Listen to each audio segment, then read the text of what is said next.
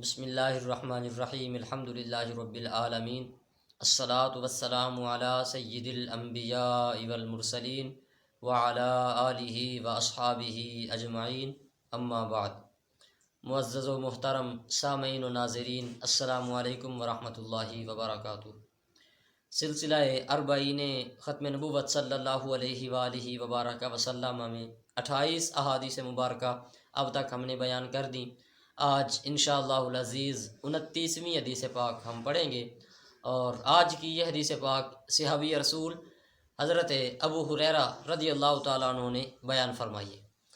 جناب فرماتے ہیں کہ رسول پاک صلی اللہ علیہ وآلہ وبارک وسلم نے ارشاد فرمایا کہ جب موسیٰ علیہ السلام پر تورات اتری، اور آپ نے وہ تورات پڑھی، فَوَجَدَ فِيهَا ذِكْرَ هَذِهِ الْأُمَّةِ، تو موسیٰ علیہ السلام نے اس اپنی تورات کے اندر اس امت مصطفیٰ کا تذکرہ دیکھا، حضور کی امت کا ذکر دیکھا۔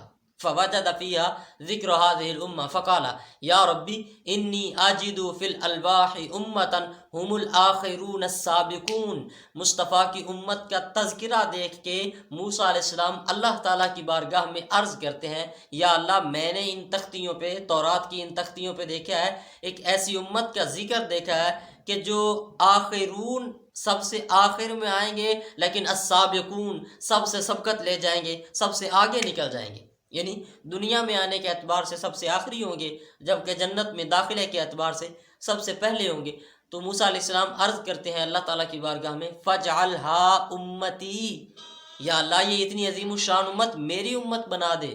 اللہ تعالیٰ فرمایا کہ تِلْکَ أُمَّتُ احمد صلی اللہ علیہ وآلہ وسلم، کہ اے موسیٰ وہ تو میرے پیارے محبوب کی امت ہے۔